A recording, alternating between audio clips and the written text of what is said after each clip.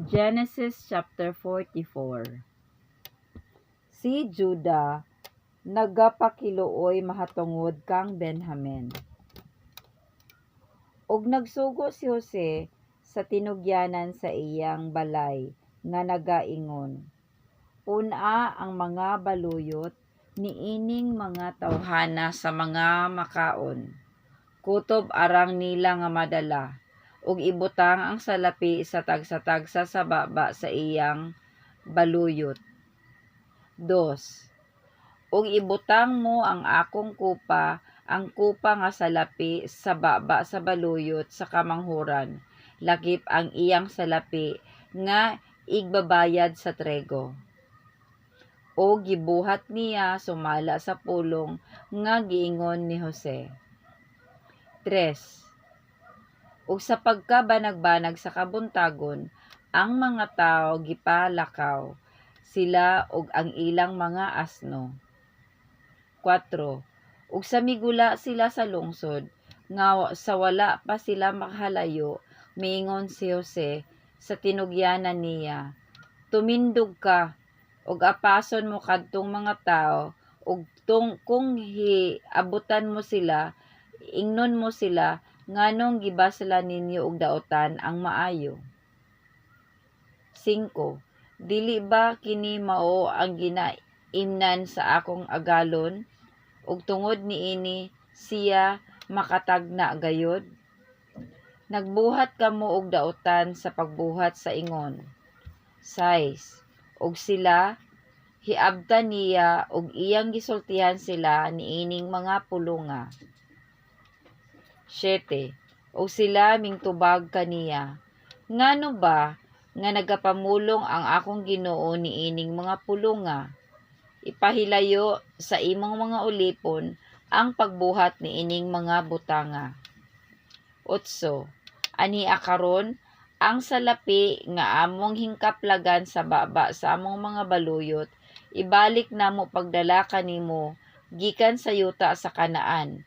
Busa, unsaon man namo pagkawat og salapi bisan bulawan sa balay sa imong agalon.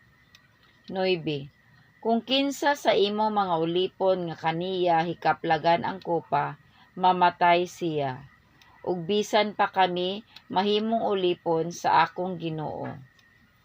10. Ug siya miingon, karon usab matuman ang inyong mga pulong. Kadto siya nga kaniya hikaplagan ang kupa, kini siya magaalagad kanako ug kamo dili pakasad-on. 11. Unya mingdali sila ug mipakanaog ang tagsa-tagsa sa ilang baluyot sa yuta ug giablihan sa tagsa-tagsa ang ilang baluyot. 12. Ug gipangita niya ug nagsugod siya sa kamagulangan ug natapos sa kamanghuran, ug ang kupa hingkaplagan sa baluyot ni Benjamin. 13. Unya, gipanggisi nila ang ilang mga biste ug sa tagsa-tagsa giluwanan niya ang iyang asno ug namalik sila sa lungsod. Og si Juda ug ang iyang mga igsoon mingdangat sa balay ni Jose ug didto pa siya. Ug minghapa sila sa tubangan niya sa yuta. 15. Og si Jose mingon kanila, unsa bang buhata kini nga gibuhat ninyo? Wala ba kamo manghibalo nga tawo nga ingon kanako makahimo sa pagtagna? 16. Unya si Juda miingon, unsa man ang igaingon namo sa akong Ginoo? Unsay among igasulti? Kung unsaon man namo sa pagpakagawa sa sala, ang pagkadaotan sa imong mga ulipon hingkaplagan sa Dios. Ania karon kami mga ulipon sa akong Ginoo.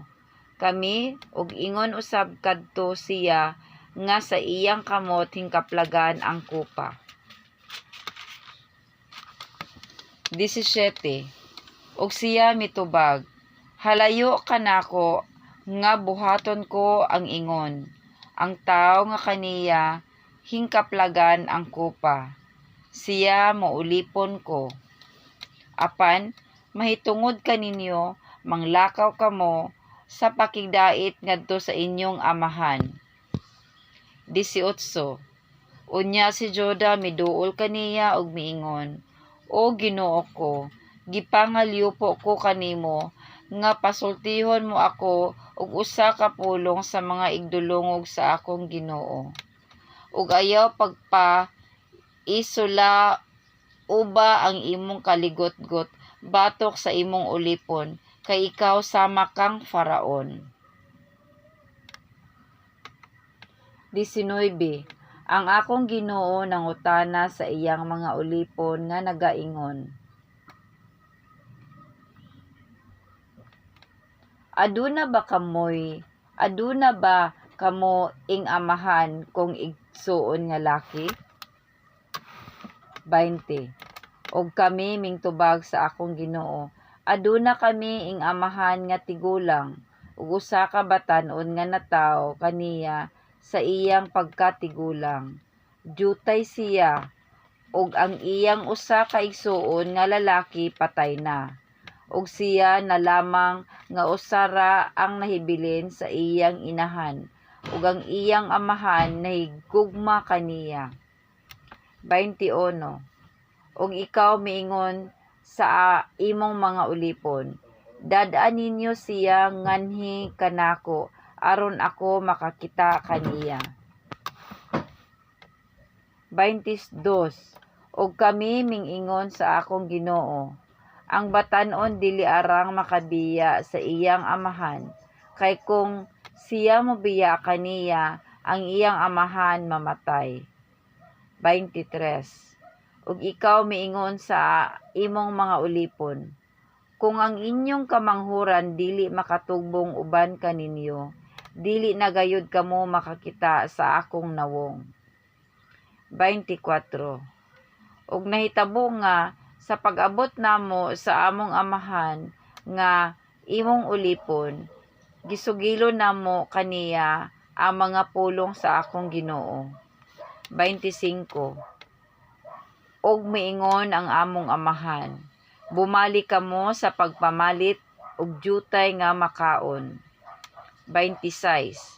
Og kami mingtubag, dili kami makahimo sa pag-adto kung ang among igsuon nga lalaki nga kamanghuran makauban kanamo, nan moadto kami, kay kami dili arang makakita sa nawong sa tao, gawas kung makauban namo ang among igsuon nga kamanghuran.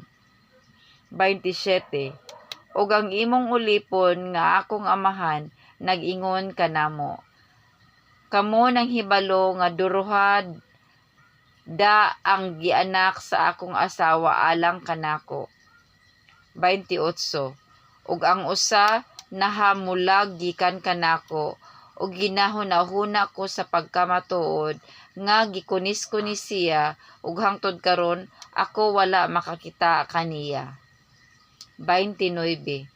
Ug kung kuhaon usab ninyo kini sa atubangan ko, ug mahitabo kaniya ang kalisdanan, itunod ninyo ang akong mga buhok nga ubanon uban ang kasakit ngadto sa lubnganan. 30.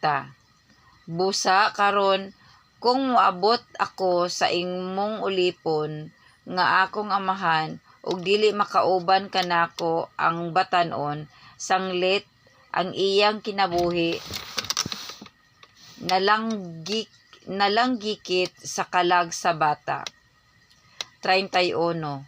Mahitabo nga kung dili niya makita ang bata uban kanamo, mamatay siya. Ug ang imong mga ulipon magatunod sa mga buhok nga ubanon sa imong ulipon nga among amahan, uban ang kasakit ngadto sa lubnganan. 32. Kay ang imong ulipon migikan nga maoy nangako sa bata sa akong amahan nga nagaingon, kung siya dili ko igabalik kanimo nan ako ang tagsala sa akong amahan sa walay katapusan. 33.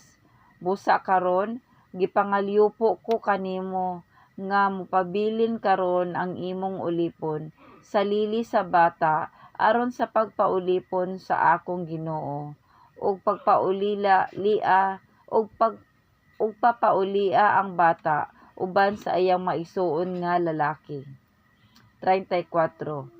Kay unsaon ko man pag-adto sa akong amahan kung wala ang bata uban kanako, tingali hinuon og makatan-aw ako sa kadautan ug mahitabo sa akong amahan.